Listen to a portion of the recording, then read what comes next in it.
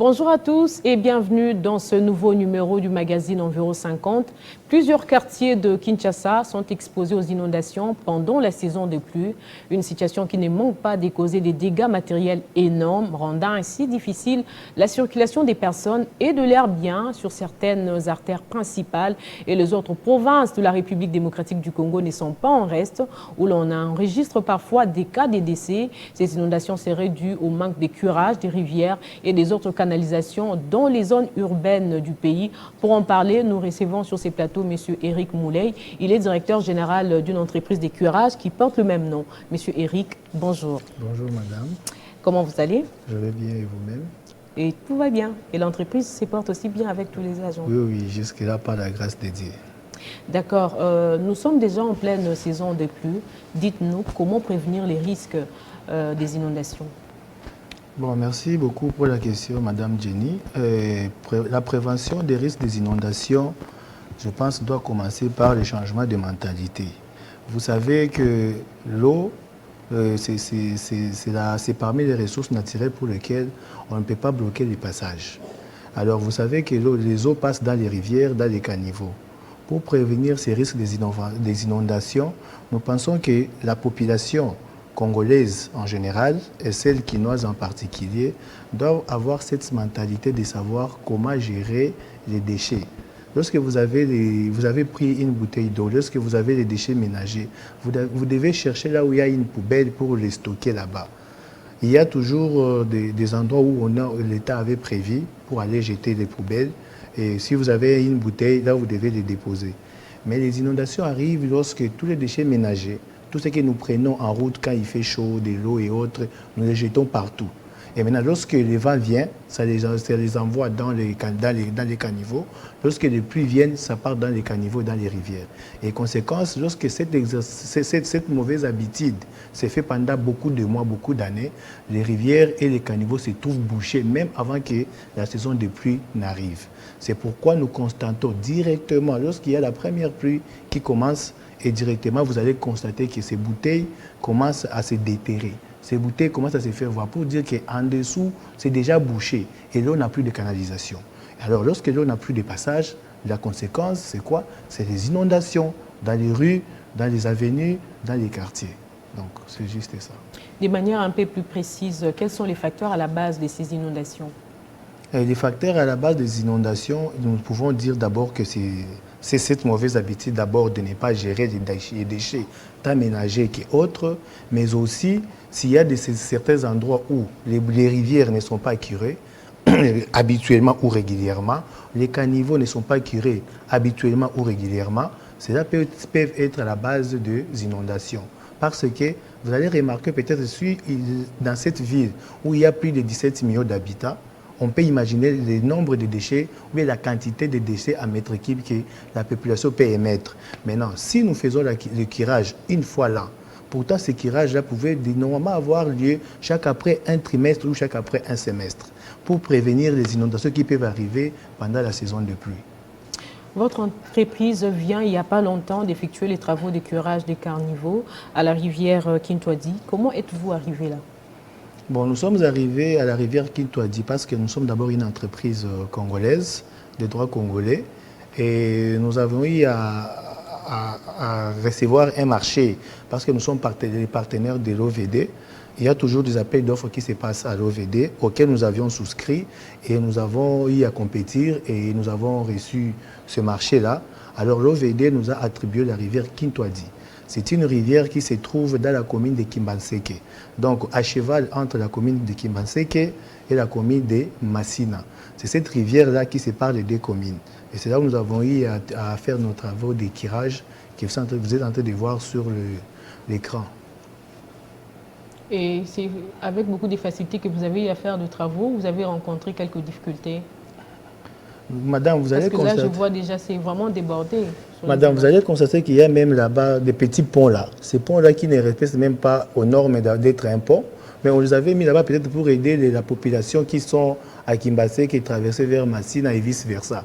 Ce sont ces ponts-là qui nous ont causé beaucoup de torts.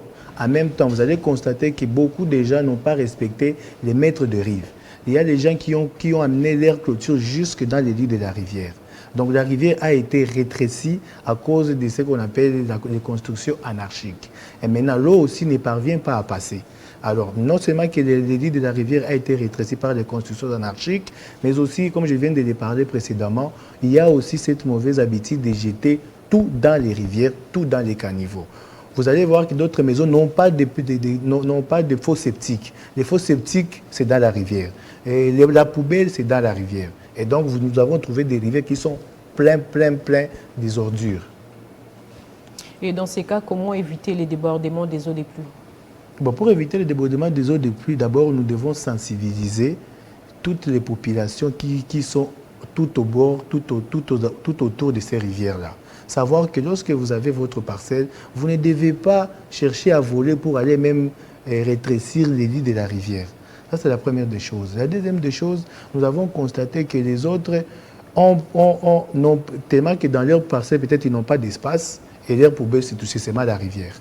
Et donc, tout se jette là-bas. Quand vous avez des pondous que vous avez préparés à la maison, vous jetez tout là-bas. Quand vous avez des choses que vous avez amenées ici et là, vous jetez tout dans la rivière. Et conséquence, toutes les rivières sont pleines. Alors là, il faut vraiment faire la sensibilisation pour que la population apprenne que c'est pour leur bien.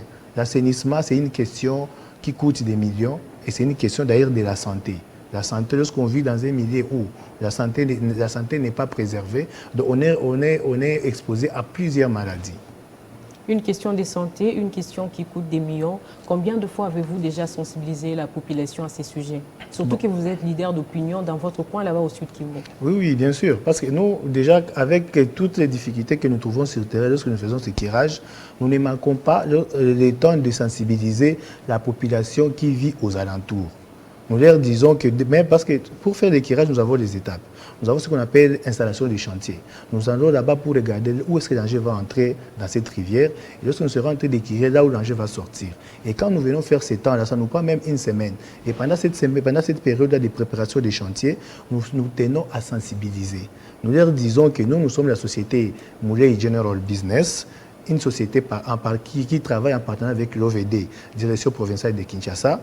Nous sommes venus pour vous faire l'équirage. Mais voilà, prochainement, faites ceci, faites cela, pour que vous ne puissiez pas toujours tomber dans ce genre d'inondations. Nous faisons la sensibilisation. Pourquoi attendez-vous seulement la saison des pluies pour faire des travaux d'équirage? Pourquoi vous ne les faites pas pendant la saison sèche? Madame, je vous ai dit que nous sommes en partenariat avec l'OVD. L'OVD est une entreprise de l'État. Et donc, nous faisons l'équirage lorsqu'il y a appel d'offres. Lorsque l'OVD montre... Et s'il n'y a pas appel d'offres, donc il n'y a pas moyen pour vous d'aller solliciter auprès de l'OVD, regarder dans tel endroit, il y a par exemple ça, tel problème. Et nous devons d'urgence curer les caniveaux. Oui, l'OVD est mieux placé pour savoir quand est-ce qu'il y a urgence. Mais peut-être les moyens peuvent faire défaut au niveau peut-être du gouvernement. Parce que pour que l'OVD aussi puisse faire le curage, il doit avoir les fonds à partir du gouvernement central. Le gouvernement central donne l'argent à la direction générale de l'OVD. Et puis la direction générale de l'OVD vient aussi à son tour. Le gouvernement n'a pas l'œil partout. L'OVD également, vous qui descendez sur les terrains de temps en temps. Non, madame, vous savez que nous sommes pendant la saison budgétaire de l'année 2024. Tout ça, ça se prévient qu'une année avant. Comme maintenant, nous sommes en train de faire, nous sommes dans la session budgétaire au Parlement, c'est-à-dire à la Chambre basse, à la Chambre haute. Il y a le budget 2024 qui est en train de s'exercer, de s'élaborer. On met tout ça dedans. Alors, c'est plutôt lorsqu'on fait la fourchette, par exemple, pour l'assainissement, les santé, les routes, tout ça, on doit regarder. Mais pourquoi l'OVD fait l'équirage une fois là? Peut-être on ne donne pas les moyens, l'enveloppe suffisante pour l'OVD. Mais si on peut doubler, tripler l'enveloppe pour l'OVD, en fait que l'OVD puisse parvenir à faire 2 ou 3 équirages l'année, là, vous allez constater que d'ailleurs, c'est la meilleure solution. À faire l'équirage une fois là, quand on a déjà rempli les rivières, les caniveaux, l'OVD aussi, il est fait malgré elle. Mais, en tout cas, l'OVD devrait faire au moins 3 fois minimum là, donc chaque après trimestre. Mais pour faire ça 3 fois là, il doit aussi avoir les moyens. Et les moyens viennent d'où? Du gouvernement. Nous sensibilisions la population par rapport à leur milieu, comment l'assainir. Et on cherchait à avoir leurs impressions par rapport au travail que nous avions fait avec l'OVD. Donc d'ici aussi, c'est l'occasion pour moi de remercier le chef de l'État qui se met derrière la population. On arrive, qu'on balance d'abord les extraits des interviews. Merci. Nous avons Pambola Bino.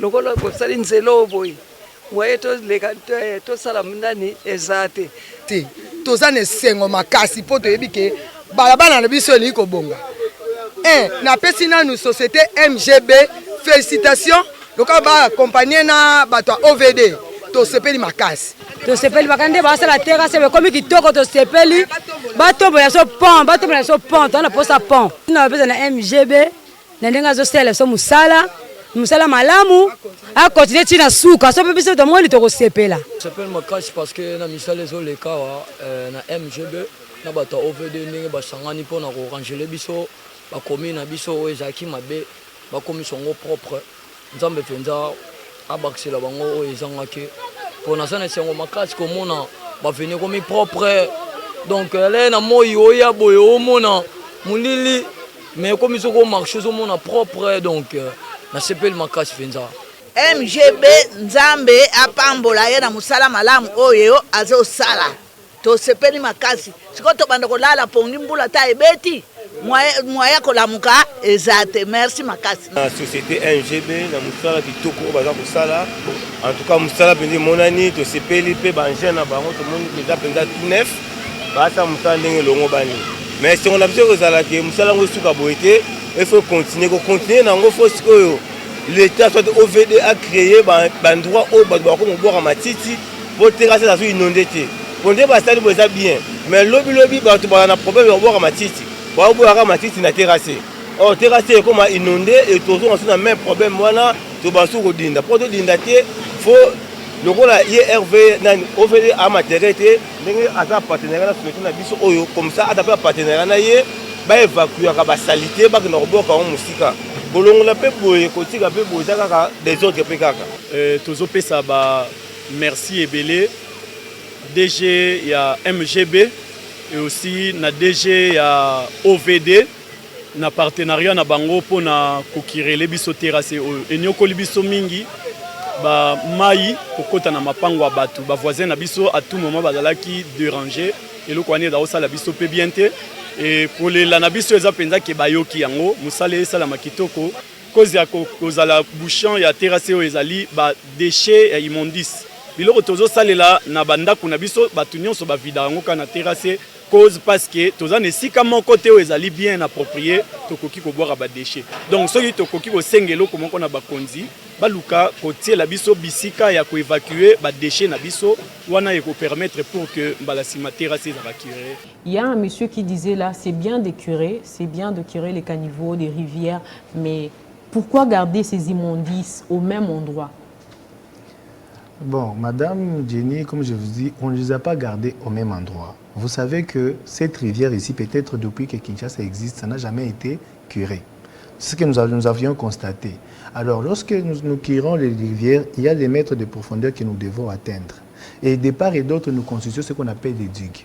Ces digues-là, vous voyez ce que nous prenons, nous mettons... Que veut dire les digues? Les digues sont quoi? Oui, les digues, ce sont les quantités de sable qu'on peut mettre de part et d'autre qui peuvent d'abord, à ces moments-là, constituer et canaliser l'eau. Pour que l'eau, lorsque d'abord nous cherchons la profondeur, et que ces digues, lorsqu'ils sont mis de part et d'autre, ça permet aux eaux qui descendent dans cette rivière-là de respecter la ligne, de ne pas aller ci et là.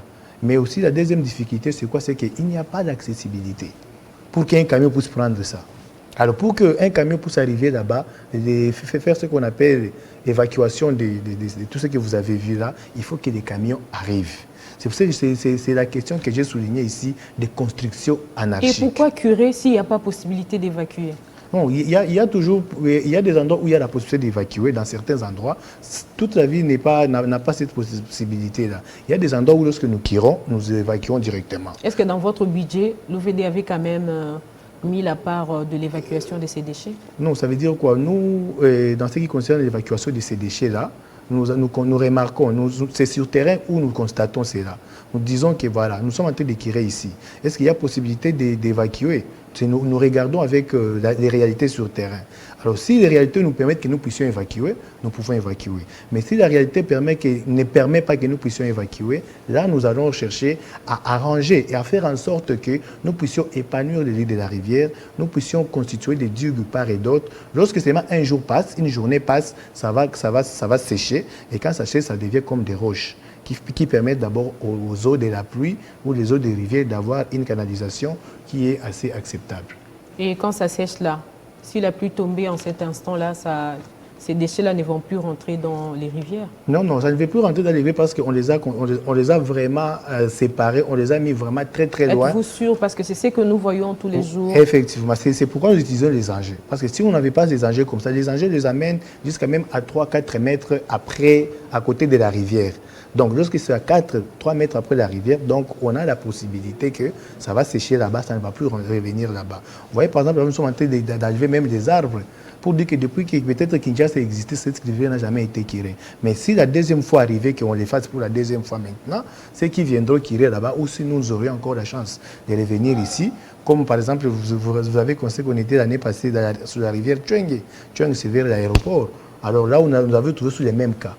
Donc, c'est ce qui peut nous permettre de vous dire que le travail qui a été fait par ces engins, si vous allez constater avant le kirage et après le kirage, il y a une très très grande différence. D'ailleurs, c'est témoigné par la population environnante. Vous avez trouvé le même problème à la rivière Tchwengue, à la rivière Kintwadi. Pouvez-vous nous dire quelles sont vraiment les difficultés que vous avez rencontrées dans ces deux sites différents? Les difficultés que nous avions rencontrées sont presque identiques.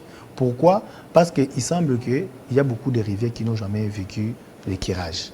Et peut-être avec l'avènement du chef de l'État, avec les travaux, les différents programmes ou bien les différents marchés que l'OVD, à travers la direction générale, direction provinciale de l'OVD, ces différents marchés qu'il est en train de donner aux entrepreneurs congolais que nous sommes, comme l'a été demandé, sollicité par le chef de l'État dans le cadre d'appuyer les entreprises congolaises.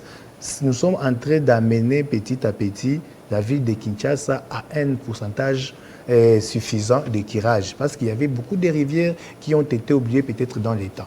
Alors lorsque nous sommes en train de faire de kirage, vous trouvez qu'il y a beaucoup de problèmes. Et je pense que dans les jours à venir, si on rentre là, dans les différents sites où on a été avant, si on y rentre pour la deuxième fois, la troisième fois, je pense que sensiblement, ça va diminuer les taux ou bien les degrés des inondations dans la ville de Kinshasa et même dans les périphéries. Combien de temps sont passés depuis que vous avez curé la rivière Tchwengue? La rivière Tchwengue, là, c'était en 2022. Et là, nous sommes sur la rivière Kintwadi en 2023.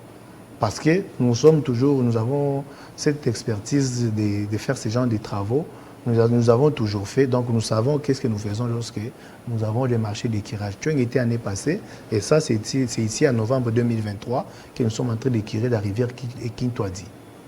Êtes-vous déjà rentré là-bas ou avez-vous l'idée d'y aller pour évaluer les niveaux de travaux que vous avez effectués? Oui, même maintenant, là, nous n'avons pas encore fini à faire les replis chantiers. Les replis chantiers, ça veut dire que nous finissons, nous venons constater qu'après notre équirage, comment est-ce que la rivière continue à se comporter. Et la population vit aisément?